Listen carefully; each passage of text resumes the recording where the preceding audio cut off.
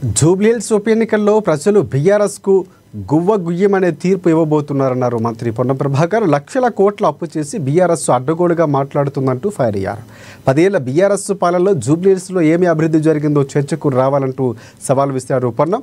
Assembly, parliament, cantonment ఎన్నికల్లో బీఆర్ఎస్కు ప్రజలు బుద్ధి చెప్పారన్నారు. ఇక జూబ్లీహిల్స్ ఉప ఎన్నికల్లో బీఆర్ఎస్ పార్టీ అడ్రస్ గల్లంతు చేస్తారంటూ ధీమా వ్యక్తం చేశారు మంత్రి పొన్నం.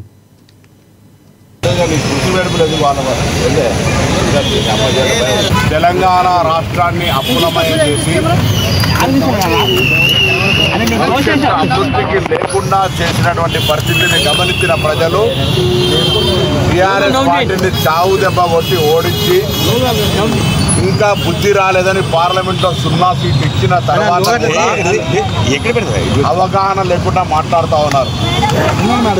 తెలంగాణ రాష్ట్రంలో జరిగినటువంటి ఖైరతాబాద్లో కూడా ప్రజలు విజ్ఞతతోటి అభివృద్ధిని ఆకాంక్షిస్తూ ఈ ప్రభుత్వం రేవంత్ రెడ్డి గారి నాయకత్వంలో ఉన్న కాంగ్రెస్ పార్టీ ప్రజాపాలన ప్రభుత్వంలో అక్కడ జరిగిన ఉప ఎన్నికల్లో కాంగ్రెస్ పార్టీ అభ్యర్థిని గెలిపించినారు కంటోన్మెంట్లో.